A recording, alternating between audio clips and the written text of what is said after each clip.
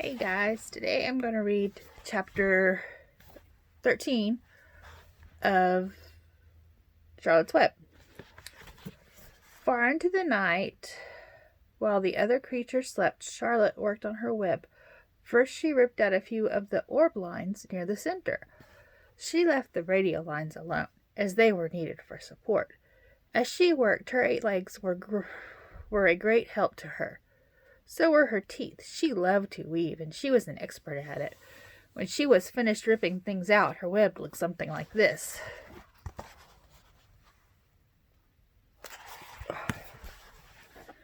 A spider can produce several kinds of thread. She uses a dry, tough thread for foundation lines, and she uses a sticky thread for her snare lines, the ones that catch and hold insects. Charlotte decided to use her dry thread for writing the new message. If I write the word terrific with sticky thread, she thought, every bug that comes along will get stuck in it and spoil the effect. Now let's see. The first letter is T. Charlotte climbed to a point at the top of the left-hand side of the web. Swinging her spinners into position, she attached her thread and then dropped down. As she dropped, her spinning tubes went into action and she let out thread. At the bottom, she attached the thread. This formed the upright part of the T. Charlotte was not satisfied. However, she climbed up and made another attachment right next to the first. Then she carried the line down so that she had a double line instead of a single line. It will show up better if I make the whole thing with double lines. She climbed back up, moved over about an inch to the left, touched her spinnerets to the web, and then carried a line across to the right, forming the top of the T. She repeated this, making it double. Her 8 legs were very busy helping. Now for the E. Charlotte got so interested in her work, she began to talk to herself, as though to cheer herself on. If you had been sitting quietly in the barn cellar that evening, you would have heard something like this. Now for the R. Up we go. Attach, descend, pay out line. Whoa, attach. Good. Up you go. Repeat. Attach, descend, pay out line. Whoa, girl, steady now. Attach, climb, attach. Over to the right. Pay out line. Attach, now right and down. And swing that loop in around and around. Now to the left. Attach, climb, repeat. Oh, easy. Keep those lines together. Now then, out and down for a long leg of the leg of the R. Pay out line. Whoa, attach, descend, repeat. Good girl. And so, talking to herself, the spider worked at her difficult task. When it was completed, she felt hungry. She ate a small bug that she had been saving. Then she slept. The next morning, Wilbur rose and stood beneath the web. He breathed the morning air into his lungs. Drops of dew catching the sun made the web stand out clearly. When Lurvy arrived with breakfast, there was the handsome pig, and over him, woven neatly in block letters, was the word terrific. Another miracle. Lurvy rushed to called Mr. Zuckerman. Mr. Zuckerman rushed and called Miss Zuckerman. Miss Zuckerman ran to the phone and called the Arabelles. The Arabelles climbed in the truck and hurried over. There's the spider web with Wilbur.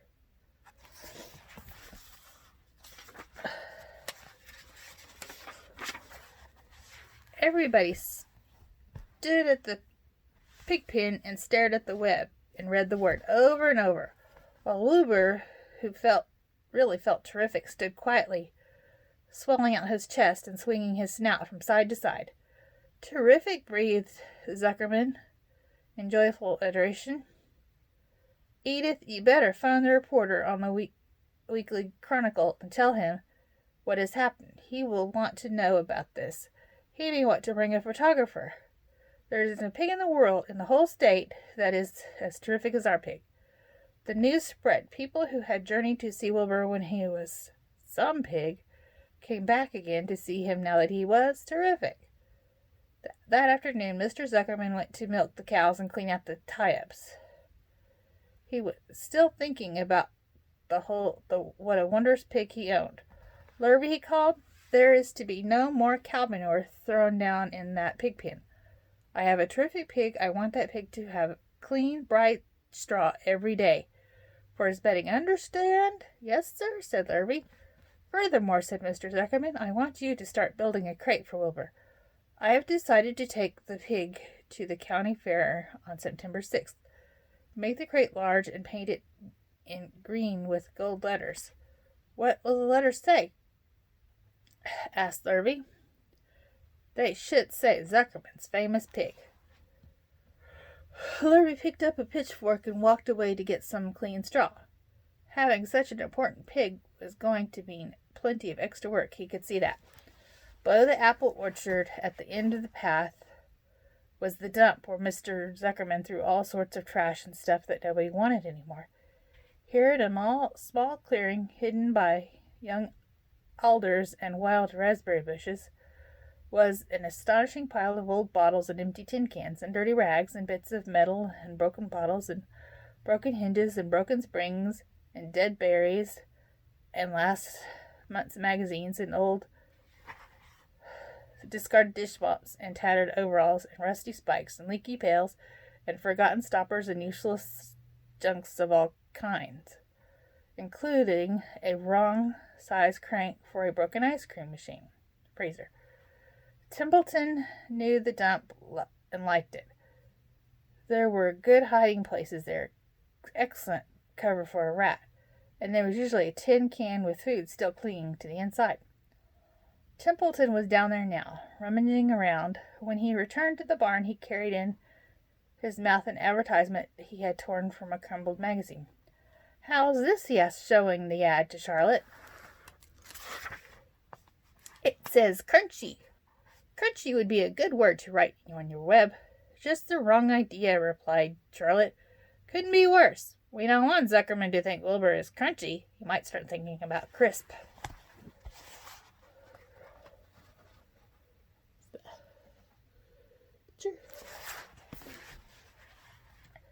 Crunchy bacon and tasty ham.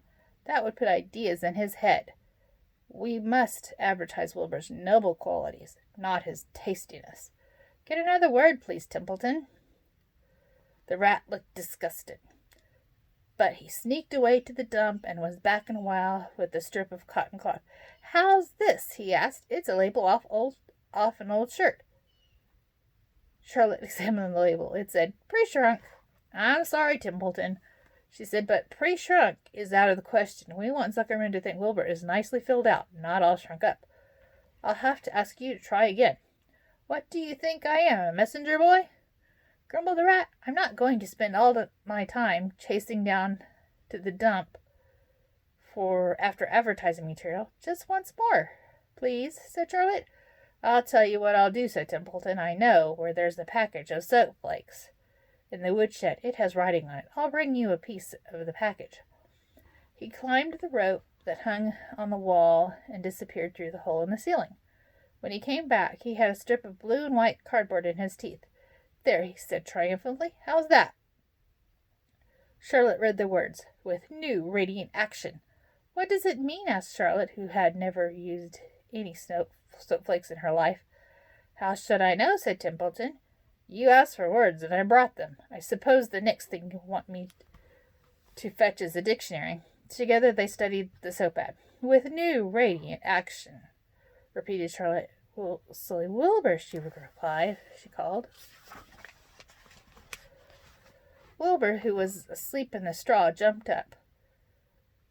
Run around, commanded Charlotte. I want to see you in action. See if you are radiant. Wilbur raced to the end of the yard. Now, back again, faster, said Charlotte.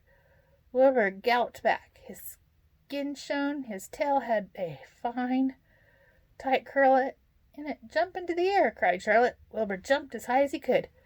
Keep your knees straight and touch the ground with your ears, called Charlotte. Wilbur obeyed.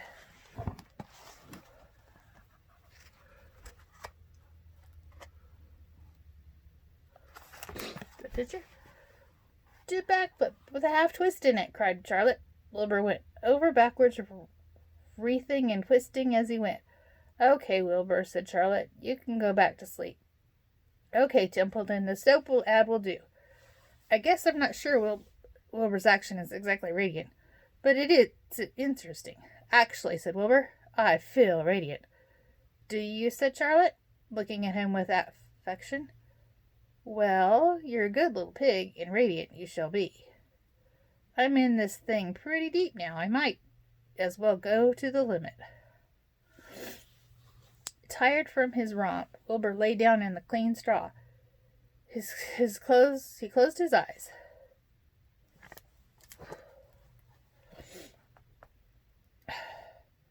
The straw seemed scratchy, not as comfortable as the cow manure, which was always delightfully soft to lie in. So he pushed the straw to the one side and stretched out in the manure. Wilbur sighed. It had been a busy day, his first day of being terrific. Dozens of people had visited his yard during the afternoon, and he had had to stand and pose, looking as terrific as he could. Now he was tired. Fern had arrived and seated herself quietly on her stool in the corner. Tell me a story, Charlotte, said Wilbur, as he lay waiting for sleep to come. Tell me a story. Here's another picture. So Charlotte, although she too was tired, did what Wilbur wanted. Once upon a time, she began, I had a beautiful cousin who managed to build her web across a small stream. One day, a tiny fish leaped into the air and got tangled in the web. My cousin was very much surprised, of course. The fish was thrashing wildly. My cousin hardly dared tackle it, but she did. She swooped down and threw the great masses of wrapping material around the fish and fought bravely to capture it. Did she succeed? Asked Wilbur. It was never to be forgotten battle, said Charlotte. There was the fish caught only by one fin, and its tail wildly thrashing and shining in the sun. There was the web sagging dangerously under the weight of the fish. How much did the fish weigh? Asked Wilbur. I don't know, said Charlotte. There was my cousin slipping in, dodging out, beaten mercilessly over the head by the wildly thrashing fin, dancing in, dancing out, throwing her threads, and fighting hard. First she threw a left around the tail. The fish lashed back. Then a left to the tail and right to the mid-section. The fish lashed back. Then she dodged to one side and threw a right, and another right to the fin. Then a hard left to the head. Well, the web swayed and stretched. Then what happened? Asked Wilbur. Nothing, said Charlotte. The fish lost the fight. My cousin wrapped it up so tight it couldn't budge. Then what happened? Asked Wilbur. Nothing, said Charlotte. My cousin kept the fish for a while, and then, when she got good and ready, she ate it. Tell me another story, begged Wilbur. So Charlotte told him about another cousin of hers who was an aeronaut. What is an aeronaut? Asked Wilbur. A balloonist, said Charlotte. My cousin used to stand on her head and let on enough thread to form a balloon. Then she'd let go and be lifted in the air and carried upward onto the warm wind. Is that true? Asked Wilbur. Or are you just making it up? It's true, replied Charlotte. I have some very remarkable cousins. And now, Wilbur, it's time you went to sleep.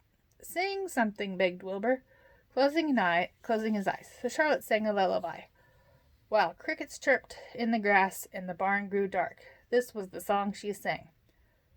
Sleep, sleep, sleep, my love, my only, deep, deep in the dung and the dark.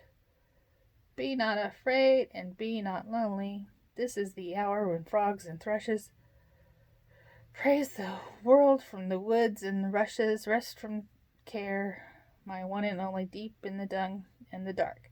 But Wilbur was already asleep. When the song ended, Fern got up and went home.